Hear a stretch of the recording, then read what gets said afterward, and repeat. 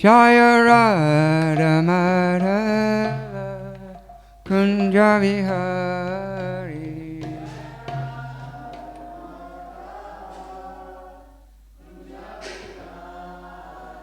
Jaya Gopi Jana Vallabha Giridharadhari.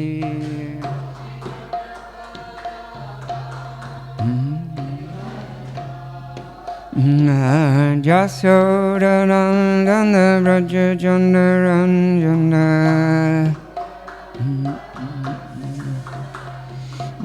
Jasoda Nandana Braja Jana Ranjana. Ayamuna Tira Vanachari. Yamuna Tira Vanacharina. Jaya Radha Madhava Kunja Vihari.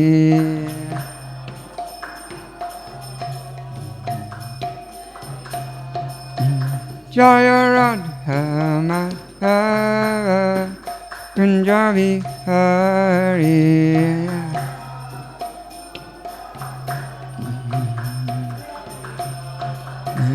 Jaya Prabhupada, Jaya Prabhupada, Prabhupada, Jaya Prabhupada.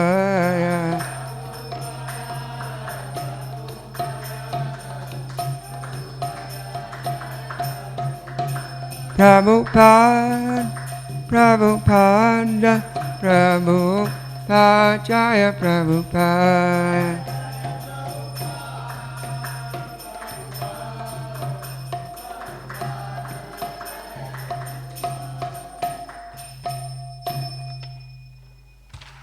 Jai Shri Shri Radha Govinda Hare Krishna Balaram Logira Shri Shri Gonitai ki Srila Prabhupada ki Srimad Bhagavatam ki Jai Garuda Premanandi.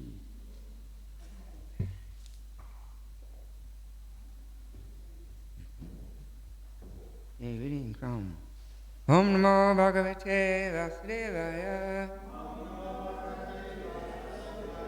Om Namo Bhagavate Vasudevaya.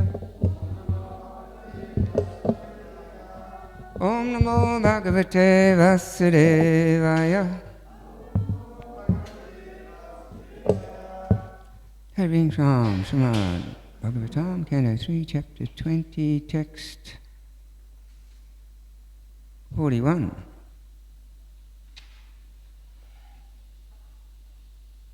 Jagrustad Vishvatam Tam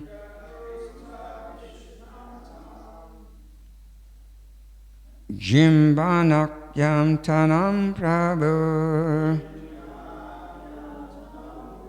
Nitramindriya Vikledo Yabhuteshu Drishyate Yenochistandarasyanti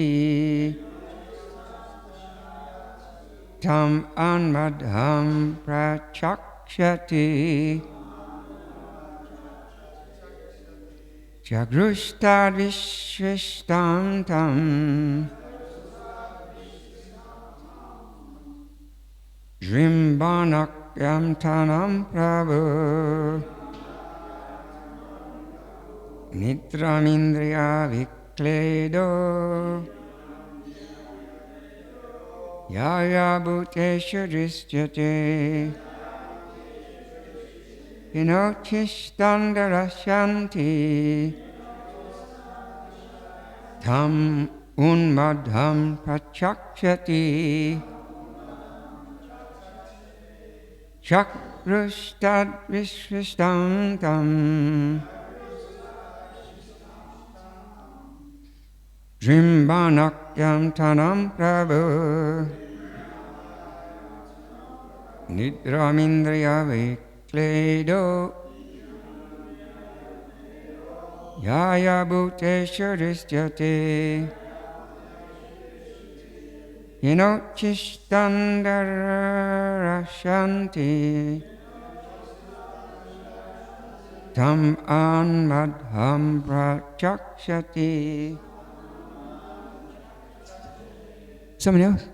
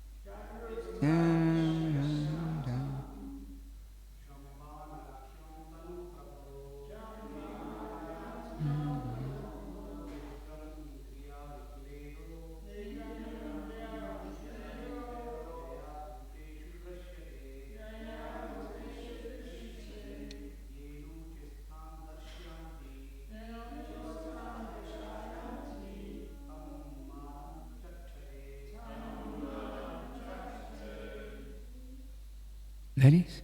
Yeah.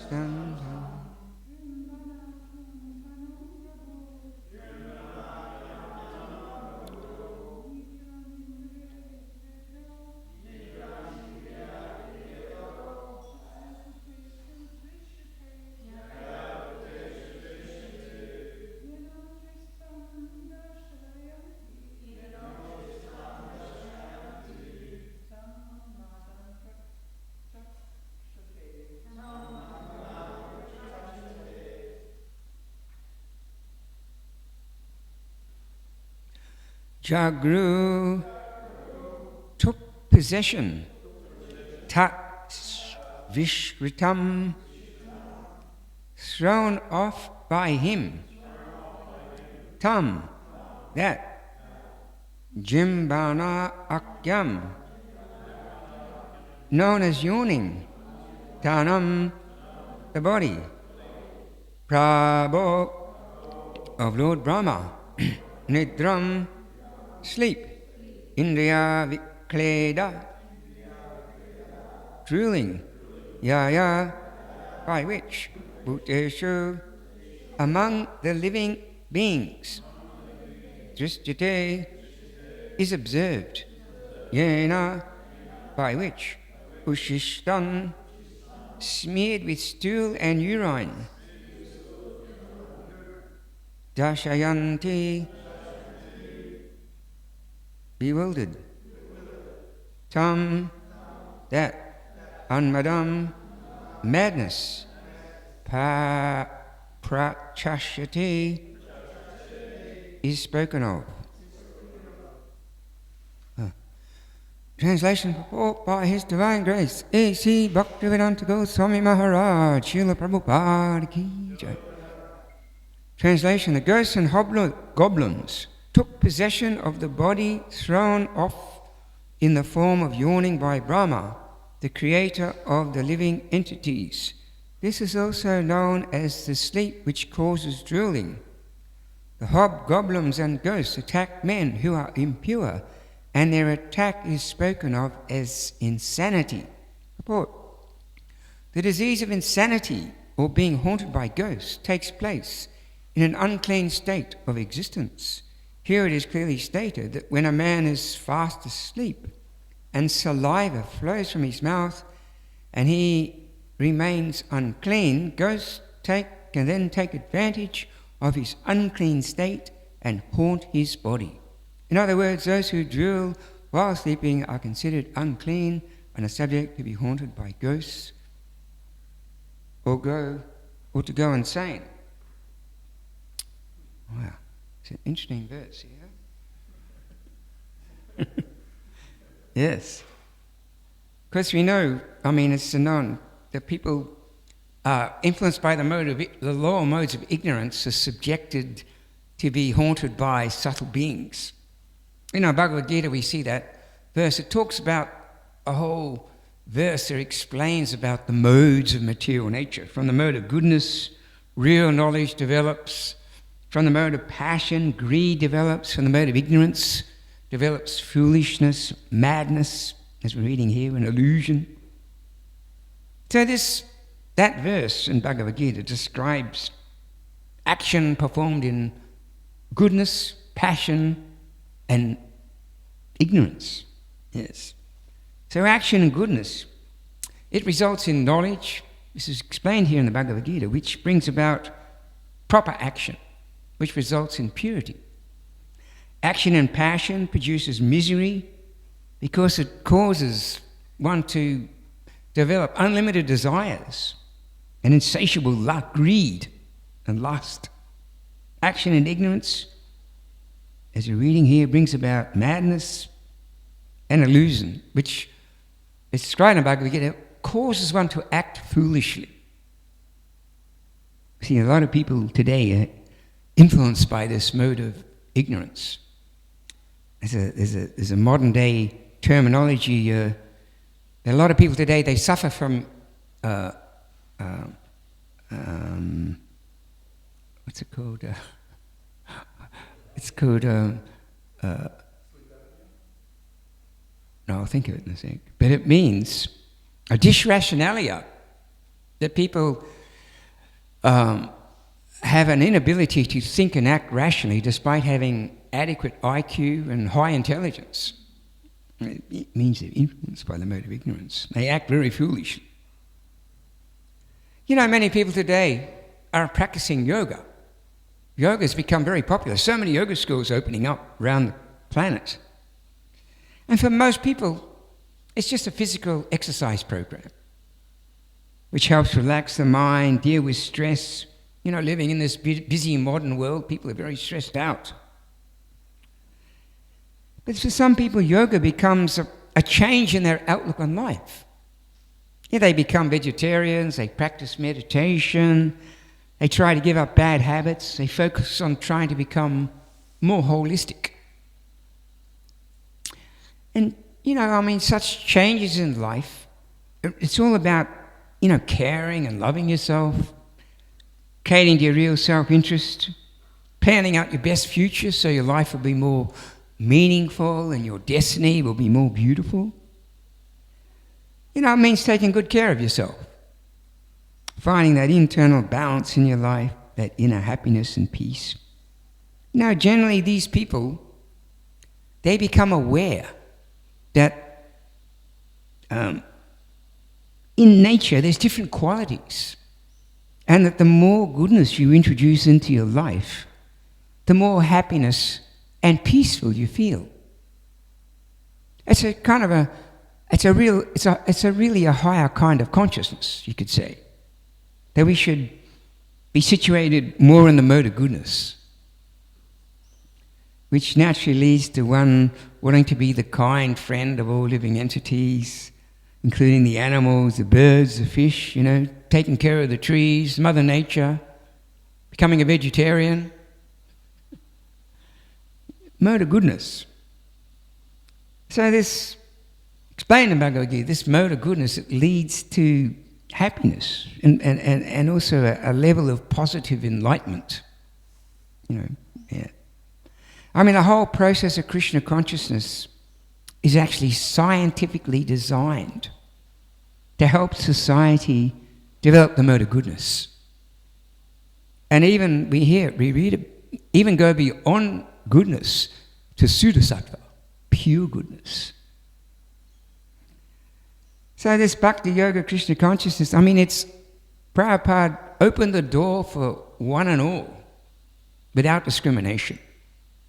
I mean, this Krishna consciousness is open to everyone to come and experience how true spirituality opens the door to, you could say, an extraordinary life of transforming consciousness, coming to the mode of goodness, awakening our eternal love for the Supreme Lord and each other. Yes. You know, some people ask us, can anyone be a Hare Krishna?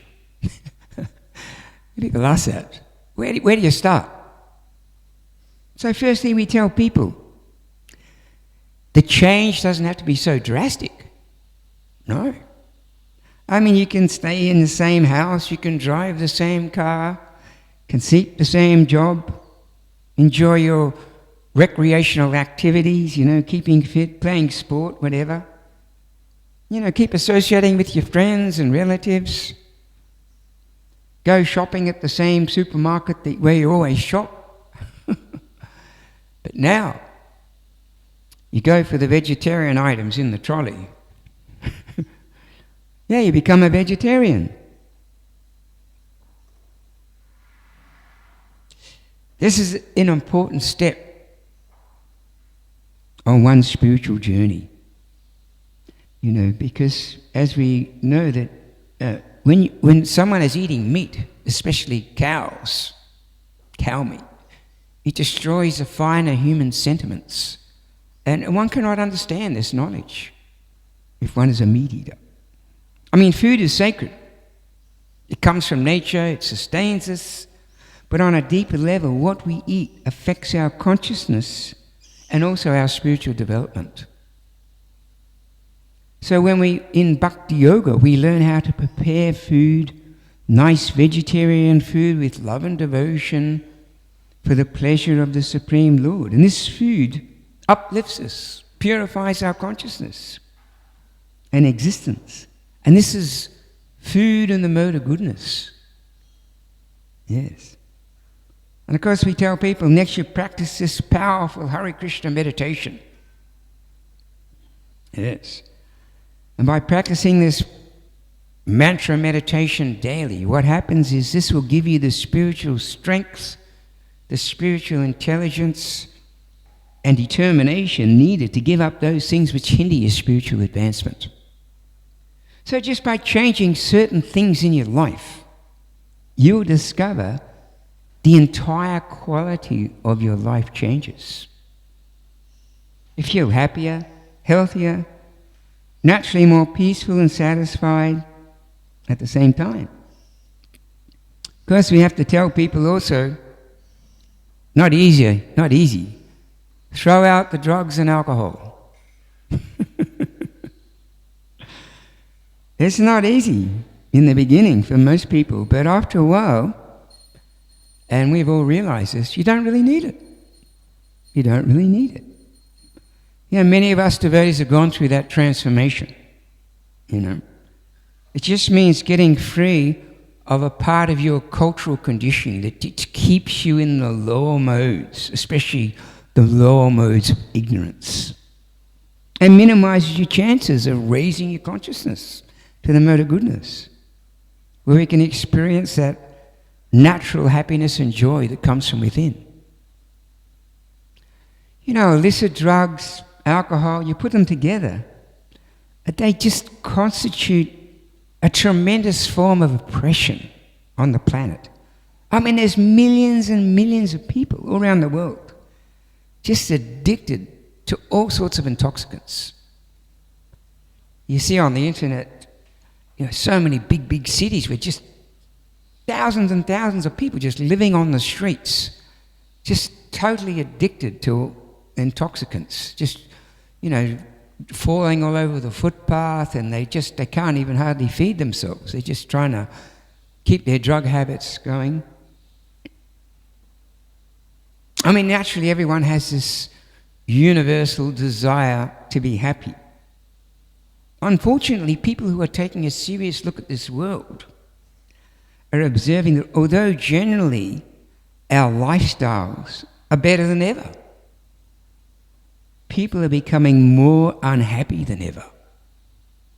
Actually, surveyors have found that in many parts of the world, especially, they say in America, certain parts of Europe, there is what they call an epidemic of unhappiness. Depression has become a major disease in the world today. So many people flocking to therapists, taking antidepressant drugs. So many depressed, frustrated, confused people just turning to drugs, alcohol, even suicide.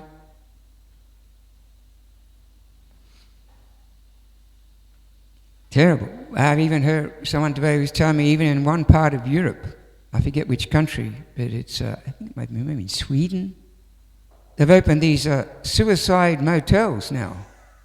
You check in, but you don't check out. You know, you pay some money, you go in there, and when they put some cyanide in your meal or something, then they take care of the body, notify the family.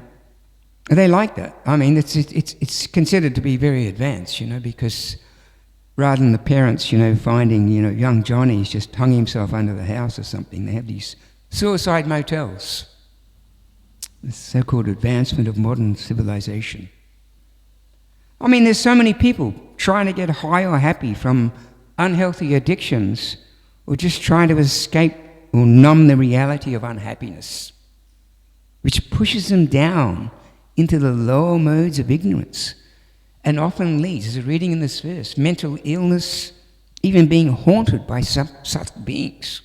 When people are very, very intoxicated, they're opening themselves up. They're very vulnerable to being haunted by these ghostly beings.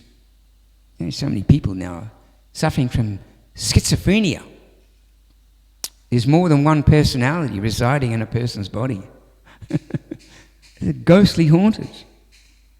Srila Prabhupada used to say, in regards to intoxication, he would say, ultimately you cannot become joyful simply by some material adjustment, such as intoxication. Prabhupada said, you may become jolly for a short time by drinking or some other form of intoxication, but really it's not real. It's artificial. It's not really a state of joyfulness. Real happiness and joy that is everlasting and always increasing, anandam buddhi vardhanam, can be found on the spiritual platform when we link our souls to Krishna through loving devotional service. So this real state of joyfulness, it's not artificial. It's to be situated in spiritual life, in spiritual consciousness, in eternal life, full of bliss and knowledge. So this is Krishna consciousness, where we can experience the higher taste, the higher pleasure, the inner happiness, inner peace. Actually, Srila Prabhupada, in talking about this intoxication, he said that when the devotees are chanting and dancing in ecstasy, experiencing great joy, this also may be considered a form of intoxication. But this is pure spiritual intoxication that liberates us from the lower modes and elevates us to the spiritual platform.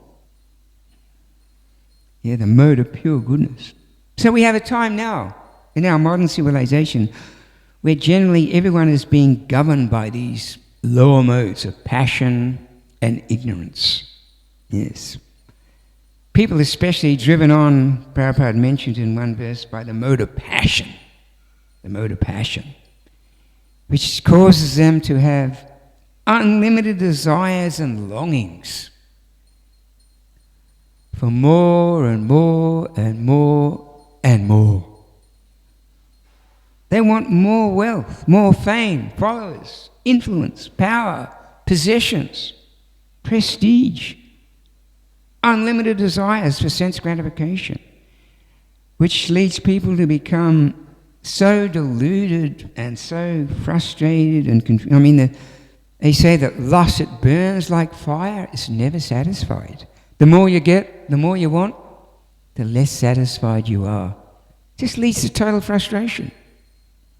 We've got a whole society now raised on this consumeristic lust and greed.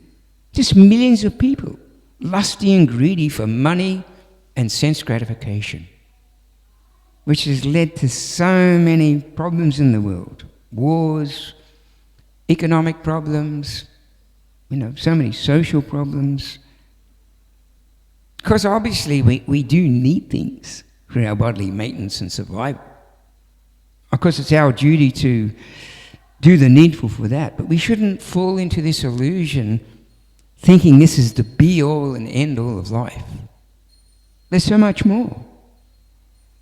And we learn this in Bhakti Yoga. We should endeavor for spiritual wealth. Ultimately, it's only on the spiritual platform that where real lasting satisfaction and happiness can really be found. When everyone's directly linked to the Supreme Lord through loving devotional service. Yes.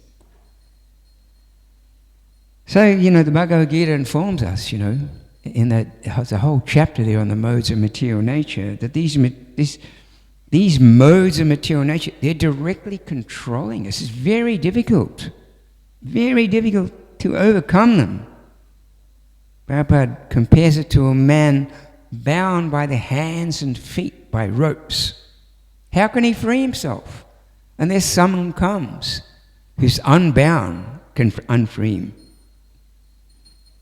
Therefore, only Krishna or the spiritual master can actually release us from this insurmountable energy and help us gain liberation from the cycle of birth and death, so we can return to our real home in Garuda Govinda. And Krishna promises us in Bhagavad Gita, if we simply surrender to him, follow his instructions, then he, who is the ultimate controller of this material energy, he will personally release us from its control. Therefore, it's only by Krishna's grace we can transcend these modes and gradually elevate our consciousness even beyond the mode of goodness to the mode of pure goodness, Suddha-sattva. So we have a time in the world now where people need to become more holistic by aligning themselves with these divine principles. And these divine principles are outlined very completely and very perfectly in this Bhagavad Gita. And just by following these principles, this will naturally elevate people's consciousness beyond the modes of passion and ignorance and bring them to the mode of goodness. I mean, really, the future of the world depends on it. This is why Krishna came 5,000 years ago and spoke this Bhagavad Gita, because he knows unless we get this knowledge, we will not be able to get free from the strong grip of this powerful material energy and achieve, and experience that real freedom and happiness and peace of mind that everyone's so anxiously looking for in life. And there's wonderful symptoms of one who has transcended the modes of material nature are explained by Krishna in the Bhagavad Gita. Such a person, they're completely satisfied in themselves. They have no envy. They do not hanker for anything. They're undisturbed by distress and misery. They always enjoy the happiness within. They're not affected by honor and dishonor. They're satisfied just to live simply. They're the kind friend of one and all. Respect everyone. They see everyone equally. Always dedicated to serving Guru and Krishna and living the pure spiritual and godly life. These are all symptoms of people in the mode of goodness. One who has developed these qualities. So this is real action in the mode of goodness, which results in knowledge, which brings about proper action, which results in happiness and enlightenment. And of course, the opposite of this, the opposite of goodness is ignorance. It's a diametrically opposed, where people are always very intoxicated, possess unclean habits, or engage in even obscure forms of worship. They're vulnerable to be haunted by these ghosts and spirits and, evil spirits. Actually, Srila Prabhupada, in one purport, he declared that lusty, intoxicated carnivores are easily influenced by ghosts and spirits. Yes. So it's so obviously, the world is lacking this spiritual education. And we have a big, very important mission to go out on behalf of Srila Prabhupada, distribute these books, go out there and establish our preaching centers and our programs for trying to educate people. People are it's just like a whole society that's just grounded in the mode of ignorance. They don't know what to do, what not to do. They haven't got a clue what's going on, actually. Therefore, it's so important. And as devotees, we're so grateful that somehow or other in our life, we came in contact with Krishna's devotees, and we became devotees. We got pulled out of that horrible, the gutter of material existence. Yes. Because, Prabhupada talks about, ghostly life, very painful life, actually. Ghosts have intelligence, they have a mind, they have an ego.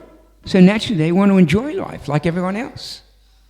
Unfortunately, they don't have a material body to facilitate their desires. Then what do? They create disturbances for others. Try and take over people's bodies. This is sometimes characterized by one who, as I said before, suffers from schizophrenia. A lot of people don't know what schizophrenia is, but generally it's people that are ghostly haunted, where there's more than one soul inhabiting the body. Actually, there was even, and as I said before, people, when they were very intoxicated or even perform bizarre forms of worship. There's one bhakta in Sydney, actually.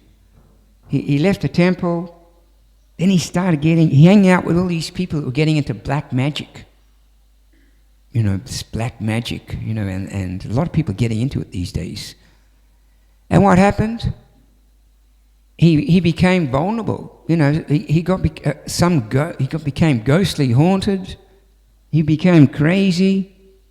And eventually actually tried to burn down the Sydney temple. It's completely insane. So there are so many people, we see that, locked up in mental institutions, on psychotic drugs, so many crazy people around the cities, these drunks and people habituated to so many intoxication. It's completely haunted by ghosts and spirits. Sometimes you see them out there just talking aloud to themselves. They hang around, even for devotees. Actually, there's one Maharaj. In South India, there's these karma yogis. I don't know whether you've ever heard of them. But they specialize in exorcising people from ghosts. And actually, even devotees sometimes go to these karma yogis. Actually, the one Maharaj in ISKCON, he went there. And these karma yogis, they have some kind of mystic powers, They can actually see the subtle beings. And this Maharaj, he had 10 ghosts that were just following him around everywhere he went. Yeah. Somehow or other, he could perceive there's something there, So what these karma yogis do, they can actually capture these ghosts, and they put them in these glass bottles. Yeah, they're incredible. Then they do these special yajnas to free them from their ghostly bodies. Yeah, the karma yogis. Actually, when the devotees went to London at one stage they didn't have a temple. They were staying in John Lennon's house, this big manor. And outside the house there was another house, smaller house, where the devotees were staying. But John Lennon was telling the devotees, this place is ghostly haunted. And so Prabhupada told them that ghosts and evil spirits cannot remain where there is chanting of the holy name. And he instructed the devotees there, chant Hare Krishna loudly and have jubilant kirtan till they leave. And so it happened. They had the kirtans every day going, and in a short time, no more ghosts. Yeah. Even in Mayapur, sometimes they have this problem. Actually, they said there was one, the most powerful ghost, these Brahma Rakshasa ghosts. And they actually were Brahmins in their last life that performed some kind of sinful activities or something. Actually, one devotee from Melbourne, he was chanting on top of the building in Mayapur. And something like this, they say it was this Brahma Rakshasa ghost was living on top of this building. Push him off the building. Yeah, and he was in a bad state. He lived. Sometimes we used to see Janadivas, the head pujari there in Mayapur, and a couple of devotees. They go around to all the different where people stay, all the rooms, and they do this ghost puja. Apparently ghosts, they travel in the afternoon, late in the afternoon at sunset. And so they go around to the room with this frankincense. They take the frankincense around the room, they blow the conch shells, they chant the Purusha, Om Sahasra Shirsha Purusha Sahakraksha Sahasrapa, and then the ghosts, they take off, they disappear, Actually, we used to do it in Brisbane, right? In Brisbane Temple. We used to do this ghost puja. And you see the curtains ruffling, actually, when you do this. The curtains are ruffling. The ghosts are taken off. That Brisbane Temple, right, used to be it was a repatriation centre for drug addicts and things, and quite a few people died there. And it was really, people used to get disturbed in their sleep. So it's, we hear this, when people die, especially in an intoxicated condition, or even, Prabhupada mentions in great horror, like a really terrible, fatal accident, or people commit suicide, there's a good chance that they will not acquire a gross body, but will remain in that subtle body for thousands of lifetimes, thousands of years, long time. But we see, in the Vedic culture, prasadam is offered to the forefathers who may not have a gross body, so that they may get relief from that miserable life. And that's performed by the descendants. And it's not just, they do that once. We were talking about it yesterday, Krishna Kirtan was saying that they do it like every year or sometimes in the year, and then it goes on to the descendants, the children of those children, of the parents and their children. They keep performing this Shraddha ceremony for the deceased. Prabhupada actually mentions that, Lord Shiva is said to be the king of the ghosts. Ghostly characters actually worship Lord Shiva to be gradually guided towards self-realization. And Prabhupada mentions that Lord Shiva, being very kind to them, he places them into the wombs of women who indulge in sex life regardless of restrictions of time and circumstances. There's that famous story, right, in the Bhagavatam, Diti and Kashyapa. They procreated at a bad time, and what happened? Two big demons took birth in their womb. Because many times Prabhupada brought up this point. Who was crazy? People are saying that devotees of Krishna are crazy. But factually we see that actually they are the ones that are actually crazy. I mean, it's a thin line now in the world. Who is actually sane and who is insane? You know, there's a lot of really crazy people out there that appear to be just normal people. But actually underneath, there's a lot of crazy things going on in their minds, in their consciousness. And Prabhupada, of course, he mentions as far as craziness, one who believes that they are this material body, that the goal of life is simply to enjoy this body, he also mentions people who aspire to become one with the Supreme Lord, the impersonalists, the Mayavadis. They're actually crazy. Prabhupada compares them to a man who is mad or is haunted by ghosts. Yes. We find in the Bhagavad Gita this phrase, false ego, coming up. I mean, the question is, what is real ego? What is false ego? So the Bhagavad Gita explains, our true identity is Aham Brahmasmi. I am spirit, I'm an eternal soul, and my eternal constitutional position is that of being an eternal loving servant of the Supreme Lord.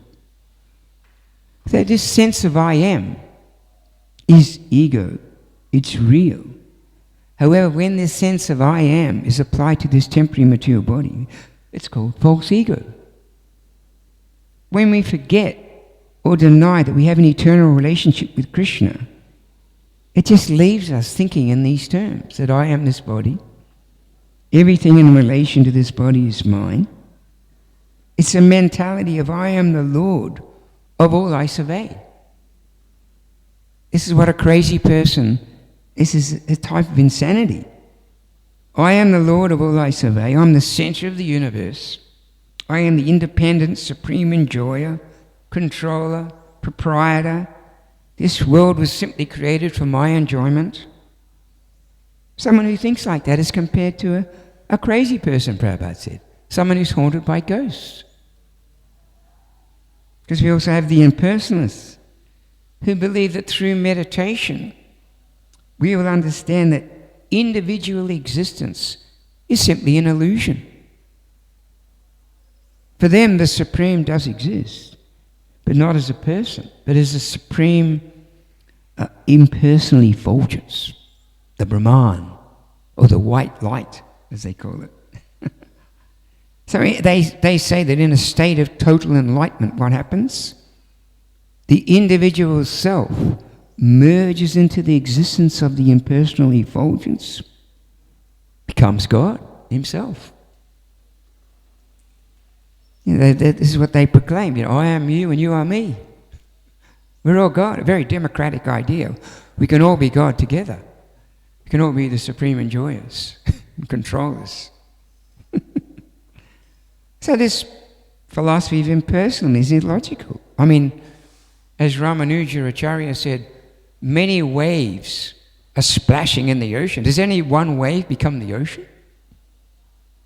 Obviously, we can never become God, the Supreme Lord himself. And Bhagavad Gita tells us that God means the controller of all living entities. No one is equal to God. No one is greater than God. This is why Srila Prabhupada compares the impersonal Mayavadis to be like a person that's haunted by ghosts. Someone walking around saying I'm God. Just like you've got people in the mental asylum. There's so many people in the mental asylum who believe that they are Jesus, or that there's some other, one guy thinks he's Napoleon, and some other guy thinks he's somebody.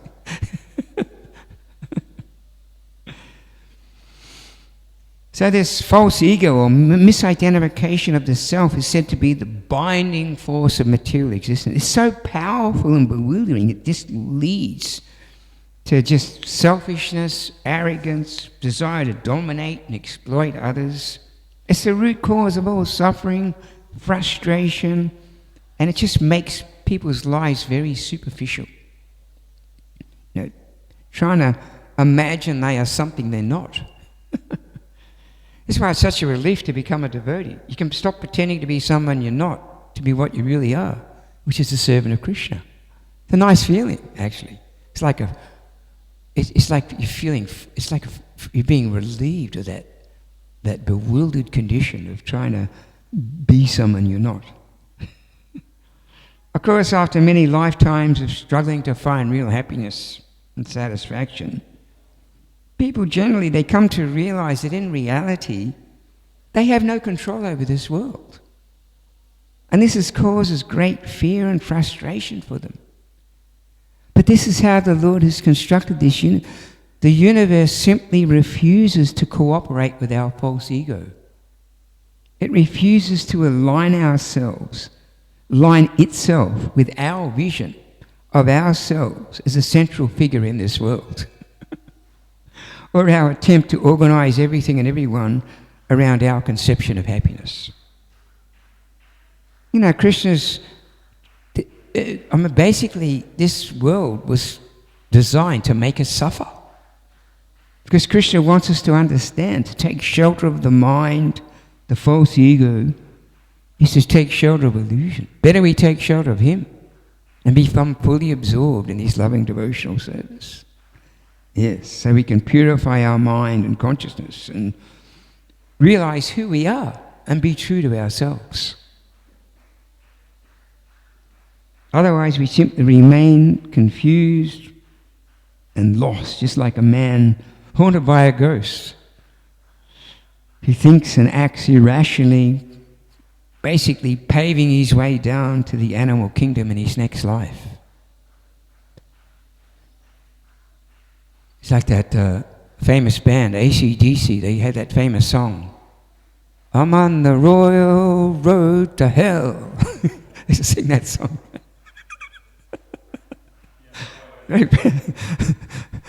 What they don't realize is this, they've actually got some realizations. Therefore, we see in the Vedic literature advises us, wake up, wake up.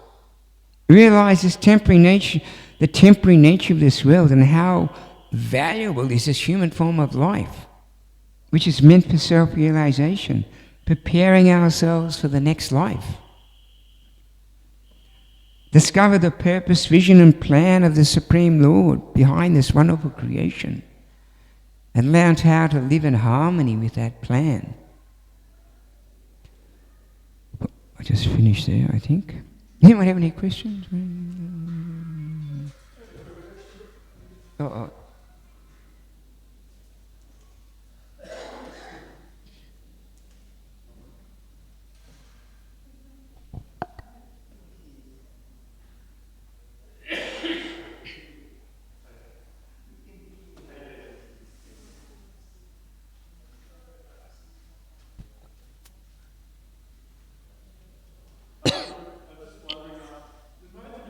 It seems that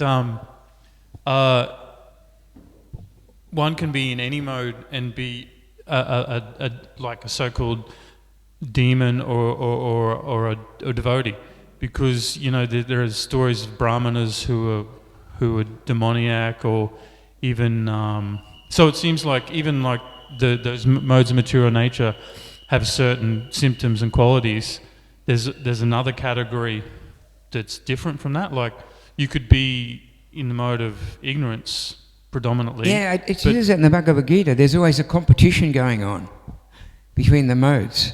Sometimes the mode of goodness overpowers the mode of ignorance and passion. Sometimes passion overcomes goodness and ignorance, and people are affected by different modes of nature.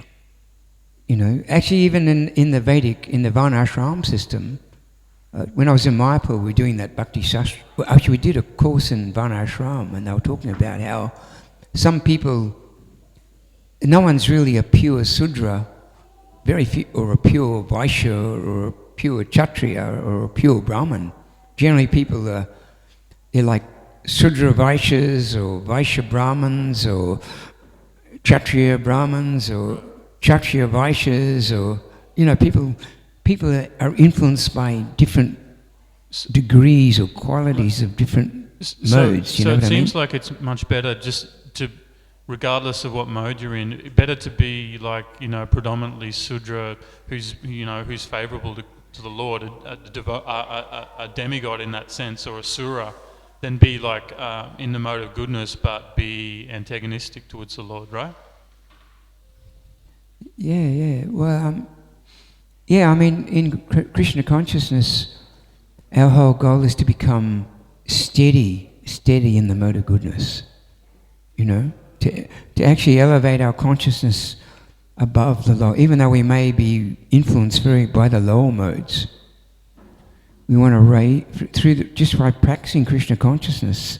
This will bring us up, and even though we mightn't be able to come to the highest Suddha platform, we have to try and become steadily fixed in the mode of goodness. Know what I mean? And just by, like I said, Krishna consciousness is scientifically designed to bring us to that. So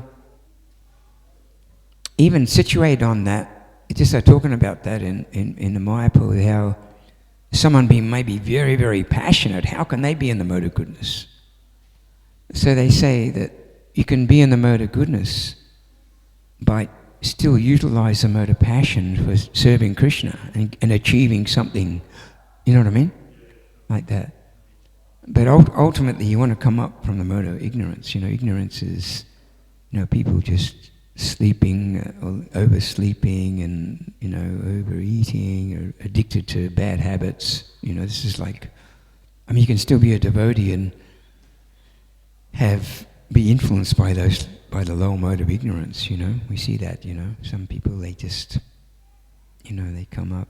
Even Prabhupada said, even as long as a person doesn't eat meat, even if they can't follow any of the other principles, they can still be considered devotees.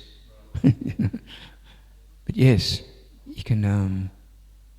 Yes, it's a pretty complicated thing actually, understanding all the modes and how they're working and this and that, and there's different books written about the three modes of material nature, and try and understand it. But it's Krishna consciousness. Prabhupada has given us the process to elevate us. Bring us to the mode of goodness, and gradually even go beyond that as we purify our consciousness. Jai Srila Prabhupada ki, Srimad Bhagavatam ki.